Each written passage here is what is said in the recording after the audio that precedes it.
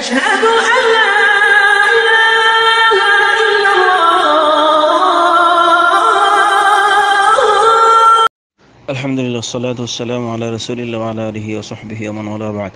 তাবিজ কবজের বিপরীত কোরআন এবং সুন্নাহর আলোকে আপনার চিকিৎসা পদ্ধতি কোনটা, এটা আপনি জানতে চেয়েছেন।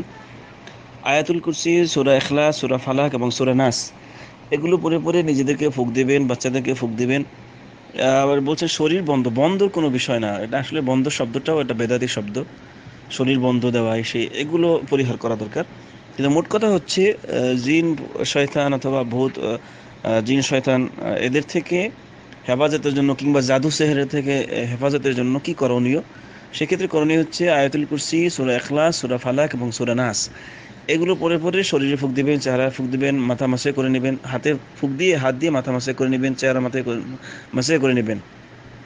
বাচ্চাদের ক্ষেত্রে একই কথা, এগুলো পড়ে পড়ে তাদেরকে ফুঁক দিবেন। সাথে সাথে বাচ্চাদের ক্ষেত্রে এই চোখ লাগা বা মুখ লাগা এগুলো যেহেতু হাদিসে আছে যে আল আইনু হক, মানে চোখ লাগাটা সত্য, চোখ লাগে মানুষের, সেক্ষেত্রে একটা দোয়া আছে হাদিসে, উঈদুকা বিকালিমাতিল্লাহি তাম্মা মিন কুল্লি শাইতানিন হাম্মা ওয়া মিন কুল্লি আইনিন ওয়া লাম্মা। এই দোয়াটা পড়ে বাচ্চাদেরকে ফুঁক দিবেন।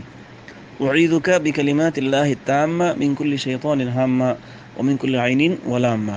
এই দোয়াটা পড়ে বাচ্চাদেরকে ফুঁক দিলে আল্লাহর রহমতে এই চোখ লাগা মুখ লাগা এগুলো থেকে আল্লাহ হেফাজত করবেন। জি।